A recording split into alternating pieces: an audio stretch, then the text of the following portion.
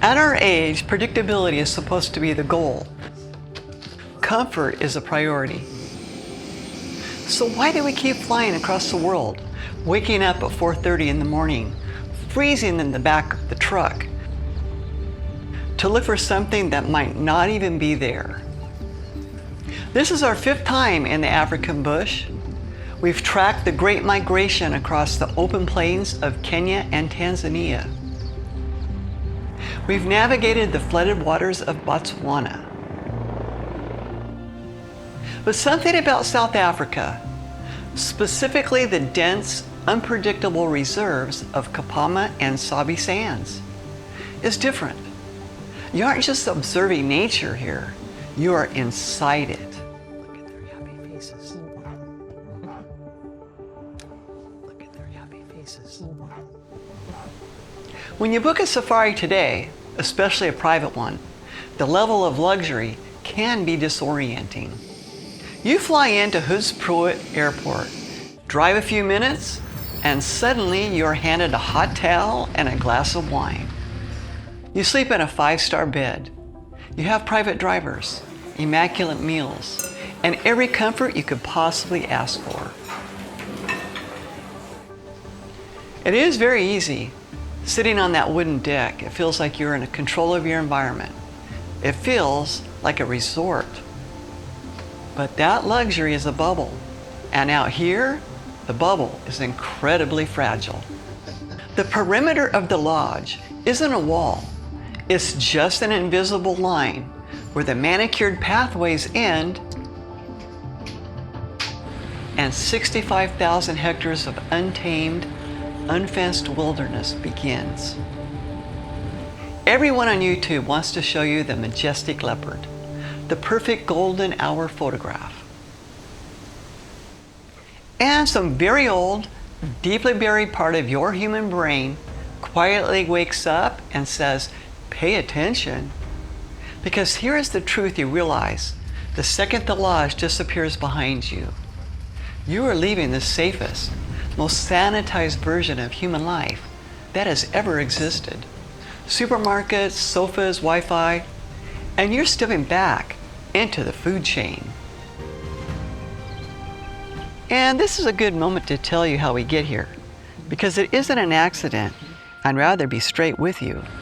Every safari we've ever done, all 5, we booked through the same people. The art of safari. Zarko calls them our drug dealers. That's kind of the joke in our house. They're the reason we're addicted, and they're the reason we keep going back. We're in our 60s, and we travel in comfort. But we're not people who throw money at things either. We want it to be right. The right camp, the right place, the right people. That's what they do. And they build it around what you actually want. The link's in the description. Tell them what you're really after. Tell them Zarko and Tressa sent you. This sounds dramatic, but it isn't. It's just true. So why do we do it? Why do we subject ourselves to the cold and the dust?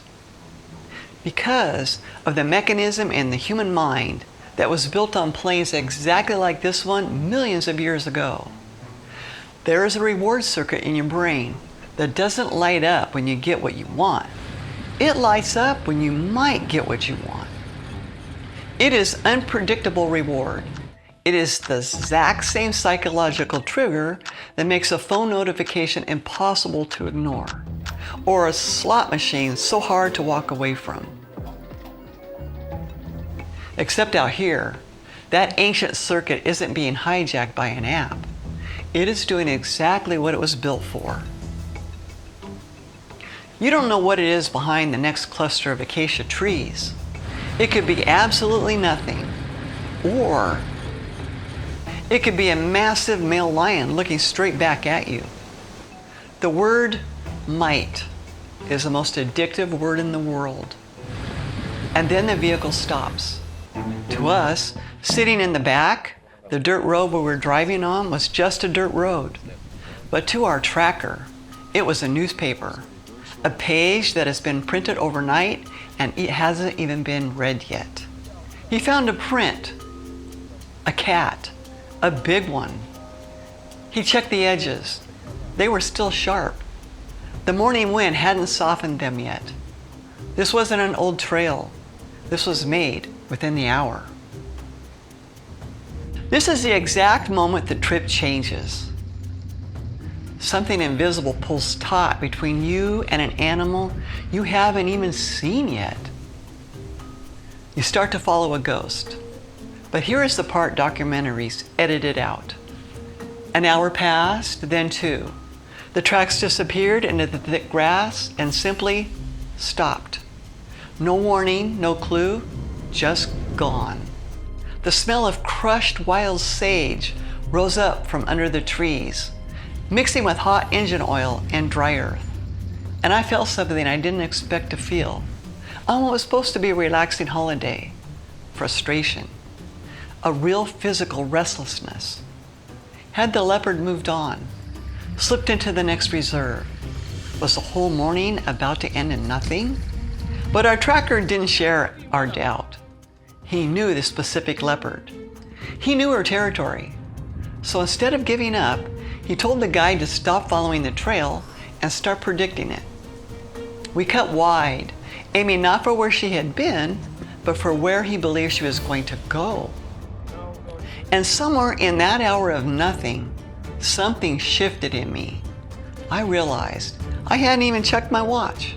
I hadn't thought about a single obligation, a single email, a single problem back home. They had just evaporated. Out here, the past and the future simply do not exist. There is only the track, the wind, the next bush, and then it happened. Our tracker stopped the vehicle. He did not point. He did not speak. I had looked exactly where he was looking, and I saw a tree, just a tree. My neck went hot. My heart was pounding. My brain was working overtime, trying to solve a puzzle it didn't even know the shape of yet. And then, I still fully don't understand how this works, but the picture just snapped. She wasn't hiding behind the tree. She was the tree. She had been lying on that branch the entire time we'd been staring at it. She had been watching us long before we even found her. The breath, it just leaves your body. If we had driven straight out of camp and found her in the first 5 minutes, it would have been beautiful, but it would have been hollow. It is the hours of nothing, the false trail, the cold, the argument with your own doubt, that gives the exact moment its weight. The photograph is not the prize. The photograph is just a receipt. Proof that you were there for everything that happened before it. She stayed maybe 15 minutes. Then she stretched, poured herself down off the branch, and then just melted into the grass. Gone. Like she'd never even been there at all. We turned back toward the camp. My muscles ached from being quietly braced for hours. My clothes smelled like dust and wild sage. And the image of her eyes was still burned somewhere in the back of my own. But here's the thing nobody warns you about when you book a trip like this. As camp became into view, the civilization, the promises of comfort, a strange, quiet restlessness crept in. I looked back over my shoulder at the bush and caught myself already wondering what was moving out there, right now. What tracks were being pressed into the sand at this exact moment? We had seen the leopard. We had gotten the photograph everyone back home asks about. But the craving had not been satisfied at all. It had only been fed. That is the addiction.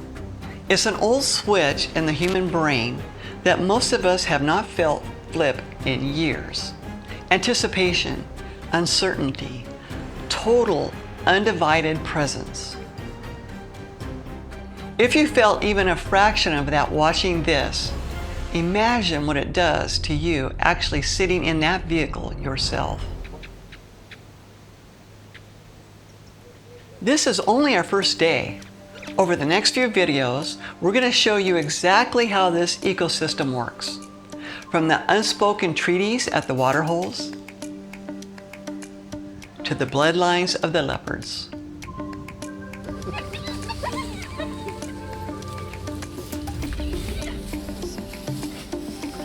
We came back for this trip with a completely different understanding of what it means to survive in the wild. Make sure you're subscribed so you don't miss the rest of this journey.